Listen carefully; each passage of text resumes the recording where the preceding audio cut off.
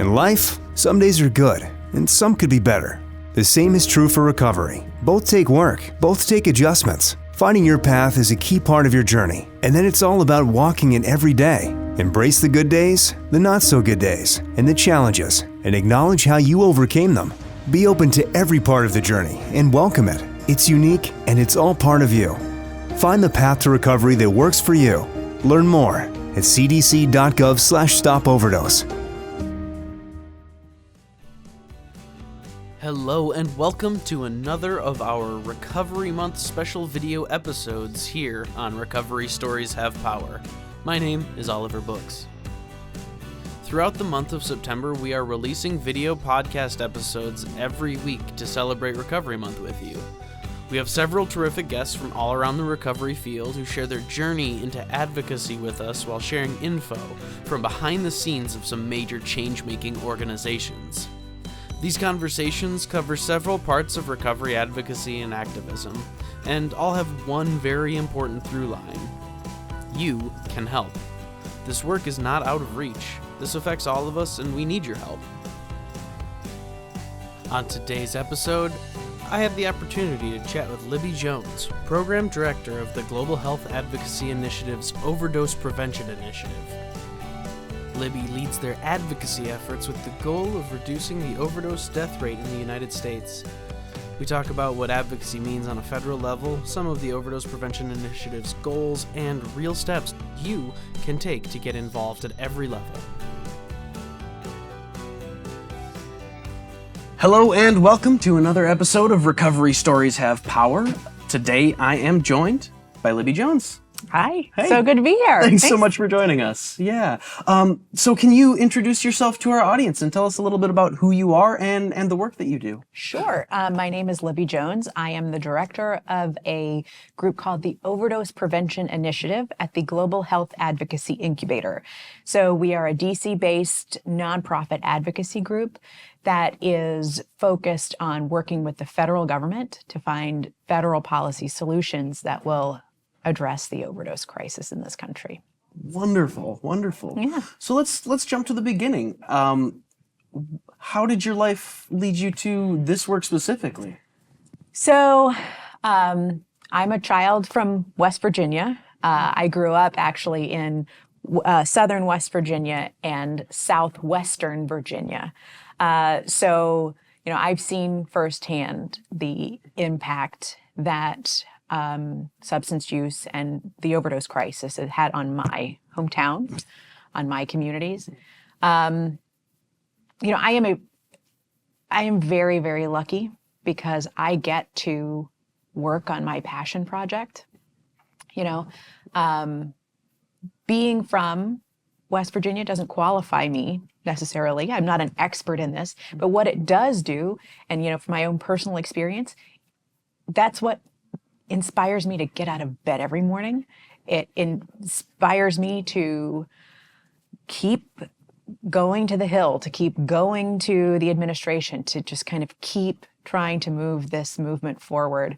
I came to DC a little over 20 years ago, and I worked in various parts of the federal government, which kind of showed me how the sausage is made in DC. Sure. So now I'm able to take what I learned and apply that to where I'm really most passionate, which is working to prevent more deaths from overdose. Absolutely. Yeah, that's really wonderful to hear. You hear a lot in nonprofit spaces about just the mission motivation. Was there a sort of white light moment where you had transitioned from government work to the nonprofit space? I saw an opportunity and I jumped at it. I had been working actually at the FDA, and I had developed some experience in that kind of policy arena. And there was an opportunity for at the Pew Charitable Trust, which is where I was before this. And they were looking for someone with particularly FDA experience. And I said, okay, I have FDA experience, but you know what I'm really passionate about? Yeah. And I'm so grateful that they said, okay, like, this is what you really care about. You go do it. And I feel like there are so few people in this world who have that opportunity, and you can't turn that down. So I jumped at the chance, and from there, I've been leading the Overdose Prevention Initiative now for, it's almost 3 years. We'll be 3 years old in October, which cool. I'm just over the moon about. So again, I'm just super lucky to be able to lead an organization of folks who really care. There's not a lot of people who can say that about where they go to work every day. For sure, for sure. Happy early birthday. Thank you. Yeah, Thanks. That's very exciting. It's very exciting. Yeah. And clearly you're doing amazing things in the space. Let's celebrate by sharing what is the Overdose Prevention Initiative, like from a bird's eye view. From a bird's eye view. So, on a day-to-day basis, we are trying to engage members of Congress in particular into advancing policy that will end overdose. Now, so this is not just about, traditional harm reduction, naloxone distribution. It goes beyond that. So looking at Medicaid, looking at, other kind of recovery supports. What do people need to get to recovery and to stay in recovery? A lot of what my team works on is actually education, educating members of Congress and their staff, because if you educate folks, then that addresses the stigma that so many people face.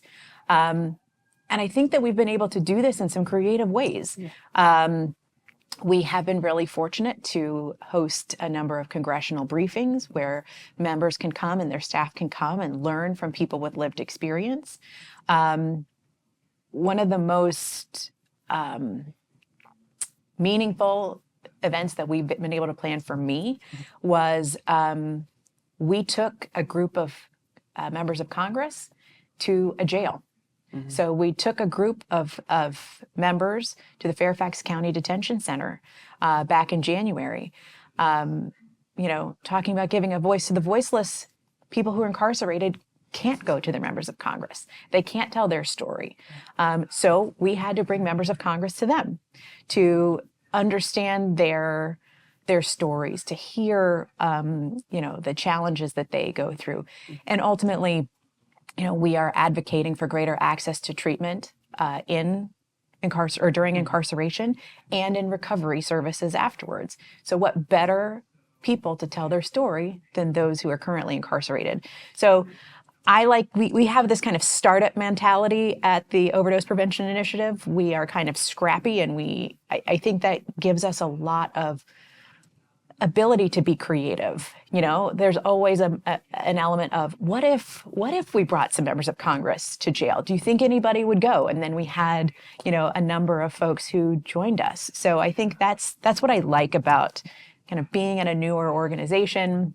We get to be creative. Yeah. And so far, I think that members have been really receptive to hear what we have to say. So it's really exciting. That is very exciting. That's super neat. I think, like, in my time in sort of this advocacy space, the thing that surprised me the most is just how much the populations are in control of, like, telling their representatives what's going on. Like, no one knows what they don't know, and I think it seems like you're clearly shining lights for people. Yeah, and we are always surprised too. I think that we will knock on any door. That's kind of my team's philosophy. That we will meet with anybody who will take a meeting with us, and we have been so surprised in a positive way. The reception that we've gotten. We have member offices who, if you just looked at their voting record, you kind of count them out. You would assume, well, this person is not going to want to engage us on this policy. And we've had some really poignant moments where we've gone into these offices and expected to be shot down, and to not only be warmly welcomed, but there's one meeting that I clearly remember where we went into this office expecting to be kind of shown the door pretty quickly. Sure. And when we sat down with the staffer and started explaining who we are and what we did, they stopped us and they said, "I found a family member who was overdosing. You don't have to explain this to me. I'm with you." And so that's one thing that we have found countless times of like members of Congress and their staff who've been personally affected, and they're with us, which is really wonderful. That's so reassuring to hear. Yeah. Just again, working in the advocacy space, to know that not only are we being heard, but there is a kind of a ripple effect of this thing. It's because the overdose crisis is clearly very real. It's it's one of those policy areas, and I can't really think of many other policy areas which right now at this time in American history, there still is some bipartisan cooperation. Yeah. And it's because so many people have been personally affected. And quite frankly, 22 million people are in recovery. That's 22 million constituents out there. That's a very powerful constituency. And the more folks are out there, the more people are sharing their stories, and more people who are sharing with their elected officials, both federally and locally. I mean, you're seeing that tide turn. And it's really great. It's really great to see. Yeah, absolutely. Absolutely. So in talking about how deeply affected just everyone has been by the overdose crisis, can you tell us a little bit about what that looks like in the U.S. right now? Yeah, I mean, right now, the latest provisional data from the CDC shows, some positive gains. Yeah. So it's about 7.5% is what the provisional data from CDC is showing in terms of a decrease from 2022 to 2023. That is fantastic. Like, we will celebrate every win that we can get. Yeah. But with that 7.5% decrease, there's still over 100,000 Americans who died in that time frame of an overdose, right? So we are still very much in crisis. We, should not be taking our foot off the gas at all in how we are approaching this problem. I do think that over the last couple of years, the administration has made some big steps. SAMHSA's revised regulations that they issued earlier this year, which made a lot of really critical changes. Like, methadone is now more easily accessible for take-home dosing. They made some great changes to telehealth.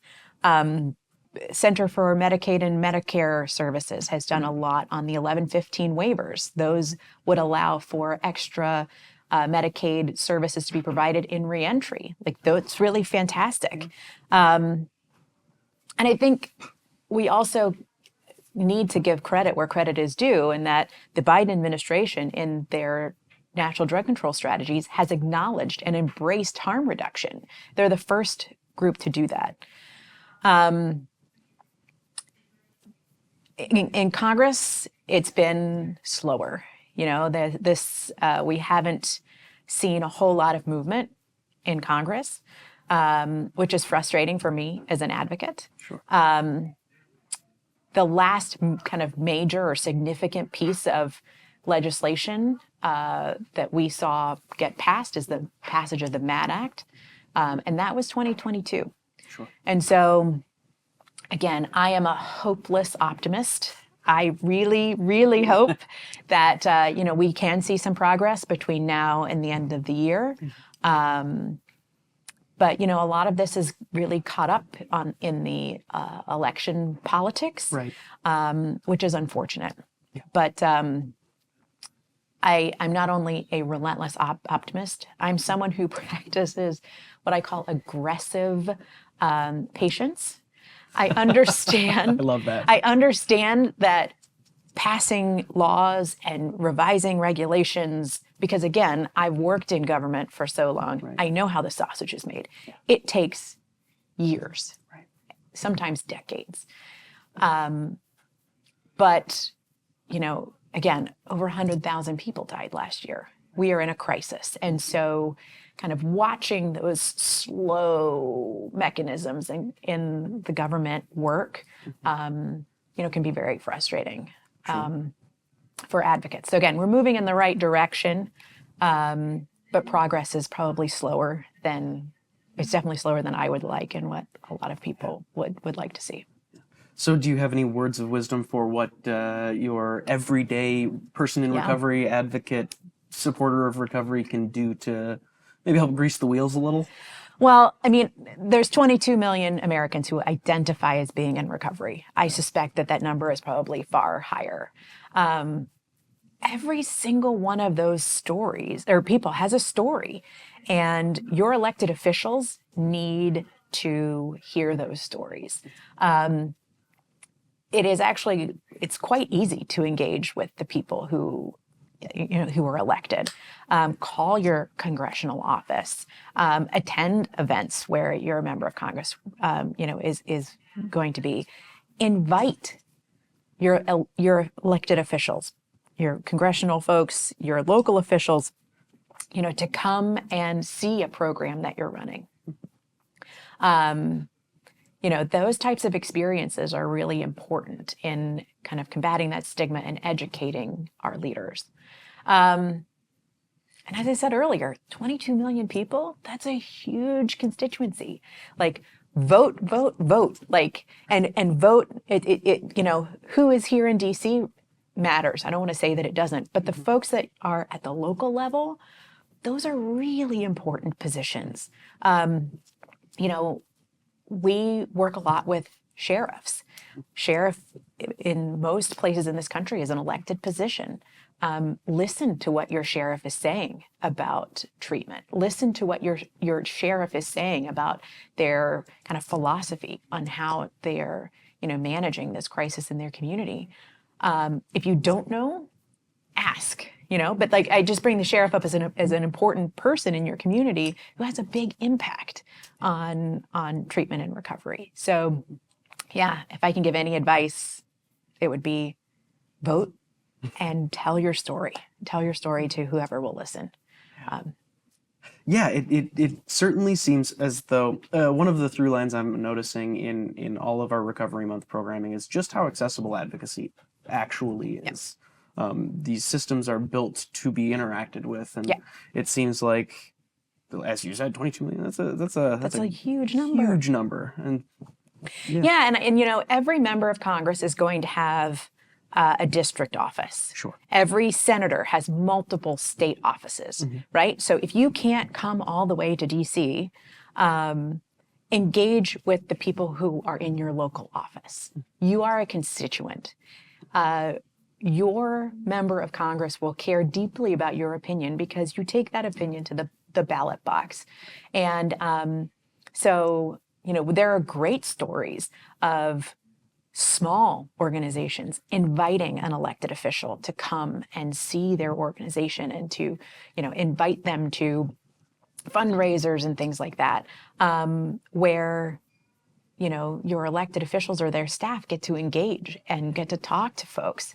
And that's how good public policy is made. Right. It's by sharing your story and just engaging with your people who are there to protect you.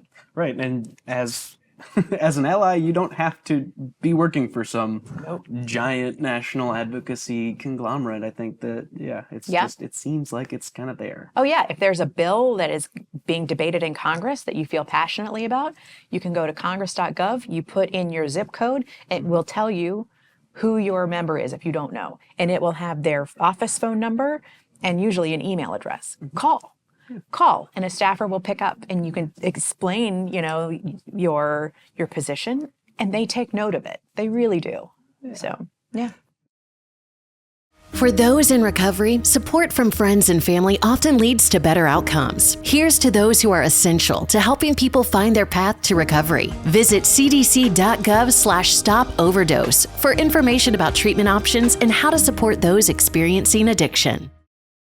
So, what are you working on, like, right about now? Like, what's happening? It's, as you said, it's an election year. It's election year. So we are, well, the first thing that we are doing in honor of Recovery Month is we are hosting a naloxone training for members of Congress and their staff. Amazing. So this will be the third year in a row that we've done this, where we bring in trainers, and the trainers can teach members and their staff how to use naloxone. So last year was a really incredible year for this training, but it was also really sad for us because we had to turn people away. Wow. So, we had so many people that we had hit capacity in the room. So I think that also shows you that, folks are really interested. They're in it. Yeah. So, but I mean, it's those types of events that we have found a lot of value in, right? It's that kind of hands-on learning for members and their staff. We are also hopeful that before the end of the year, Congress will end up passing something, fingers crossed. So there's a number of key pieces of legislation that have been introduced that we would like to see movement on. One would be the Support Act. The Support Act has expired. It's Congress is well overdue in passing the updated Support Act. We are also really focusing in on reentry supports. That's one of our top priorities. So there's a bill that we are very supportive of called the Reentry Act. There's another bill called the Due Process Continuity of Care Act. We care very deeply about both of those bills, and what they would do is they would bring Medicaid into the jails to help. The Due Process Act would allow folks to keep their Medicaid benefits prior to conviction. And then reentry would allow folks to have their Medicaid benefits turned on 30 days prior to release.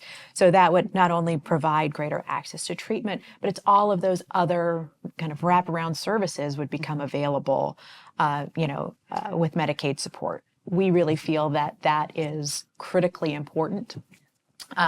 Again, that's not directly related to overdose prevention, right? But we know that, you're up to 129 times more likely to die within 2 weeks of release from jail or prison. This is a very critical time that folks need reentry supports. So we're really supportive of that. We'd also like to see some movement on increased access to methadone. There is a bill that we are supportive of, which is called the Modernizing Opioid Treatment Access Act, or MOTA, and which we would really like to see, again, greater access to methadone. SAMHSA has done a number of wonderful things through regulation. I think it's important to note that SAMHSA was like the first time in decades that a federal agency had really looked at methadone. And so we really applaud their efforts, but there's actions that Congress needs to take if we're really truly going to expand access. So those are our priorities right now. We're in the process of kind of developing our 2025 priorities, but we're really going to try to push to the finish line and hope that we can see some progress on these items. Yeah, maybe it's just because I'm kind of in the space as well, but it does seem like there's a lot of talk about all of those things. In another one of our podcast episodes, we were talking about how substance use disorder is such a widespread thing with so many different sort of intersections, and I think that that getting out of an institution like that and the rate of overdose, it makes sense to have priorities that align with that. Yeah, and I'm really hopeful that, I'm hopeful stuff gets done before now and the end of the year, but I'm really hopeful that in January, when we're not under, such great election year pressure, that we can again make a lot of great strides. Because there's no office that we've ever been in that has said to us that they either don't support overdose prevention Cool. or they don't support the recovery community. Everyone is in agreement that we need to do more. But right now it's a lot of election year politics on kind of how we get to that get to that place. But again, like I'm hopeful that between now and the end of the year, we'll see some movement in Congress. So we're going to keep on plugging away up there. Again, we're going to knock on every door. We're going to ask every office who will meet with us to come and talk about how important this is. And, that's why I wear my comfy shoes, because we're going to be walking around a lot. We're going to be talking to folks, and that's how you get it done. Yeah, so 100%. Yeah. I do. So you've mentioned about how receptive Congress people are. I am curious how stigma has changed the way that you interface with these people on the Hill. I mean, stigma is, our biggest obstacle as advocates. I will say that when I started working in this field, there was kind of open stigma. Was much more open. I feel like that has kind of been tamped down a little bit in terms of like the open, antagonistic view of people who use drugs. I think that's softened. But again, this is why we do the naloxone training for members of Congress, right? It's all part, this education campaign is all part of combating the stigma. I think there's also an element as an advocate of meeting your elected official where they are.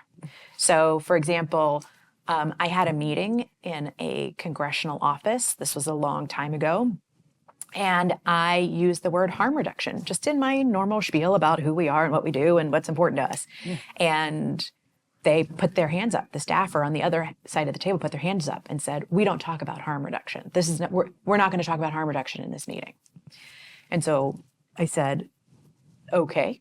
And so, kind of continued on.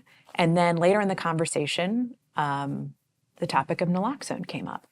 And the same staffer said, "We love naloxone. Can we work with you on naloxone?" And I said, "Yes, I would love to work with you on naloxone." And so but again, it's just an example of terminology is very weighted in some of these conversations. Sure. So you've got to figure out how to kind of get them to a safe place where, okay, well then we're not going to talk about harm reduction. Let's talk about naloxone.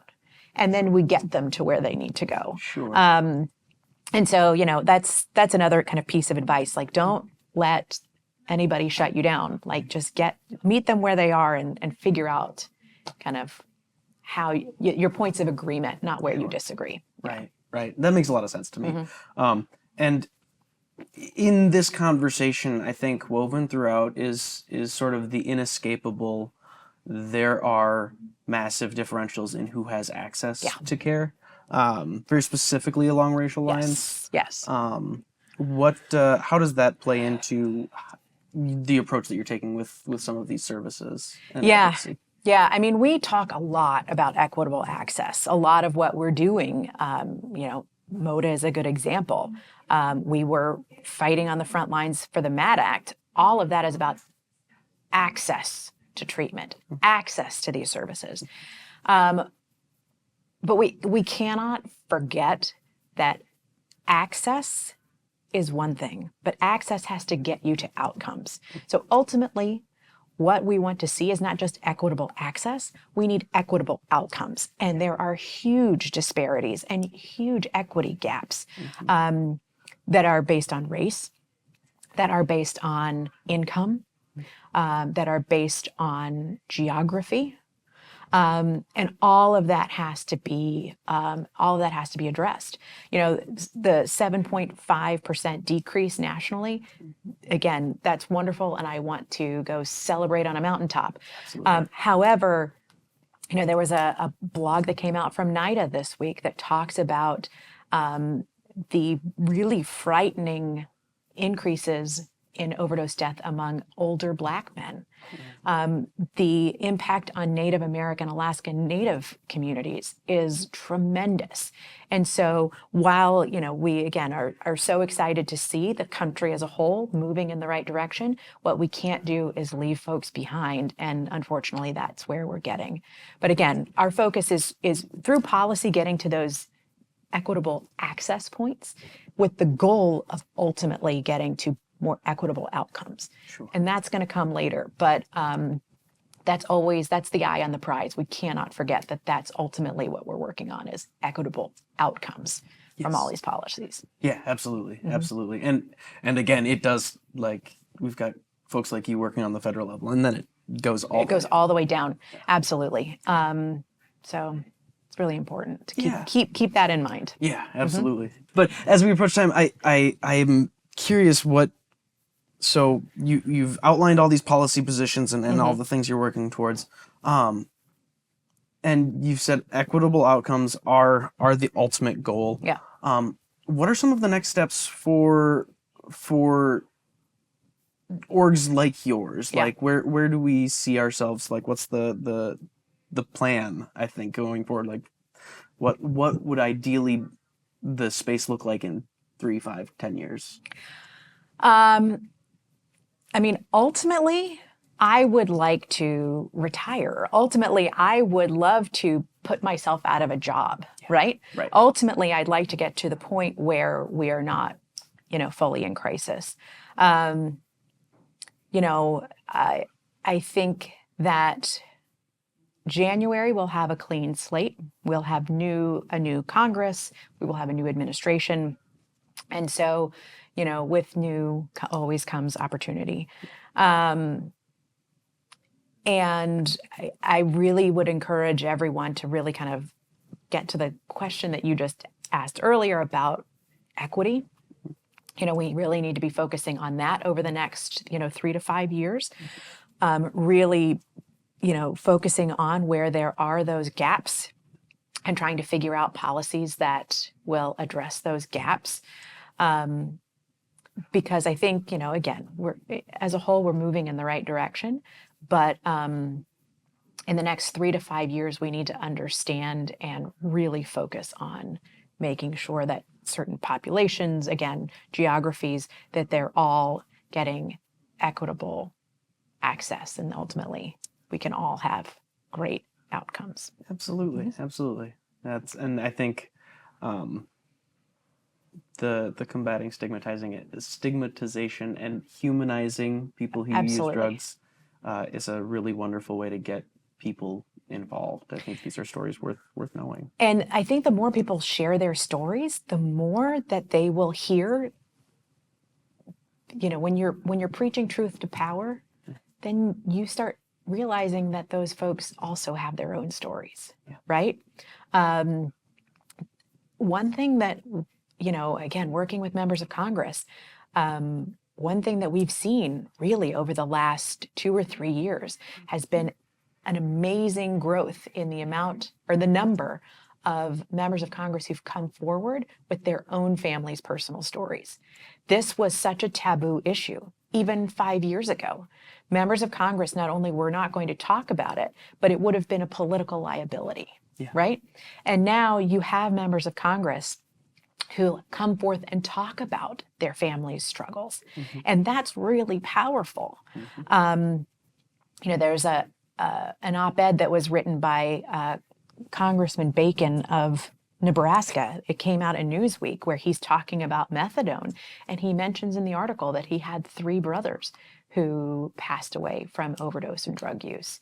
And that is powerful, that you have, again, these members of Congress who are now coming forth with their story. I also, commend the people who are sharing their stories because it's now making it a safe space for these elected officials to come and share their stories, right? Yeah. And so the more folks are able to share their stories, there's so much power in that. Hopefully we see that continue. Yeah. There's no reason to be hidden. Nope. Yeah. So we always end the podcast with this one question. Oh, okay. Yeah. I should have studied. What is the one question? It's an easy one, I promise.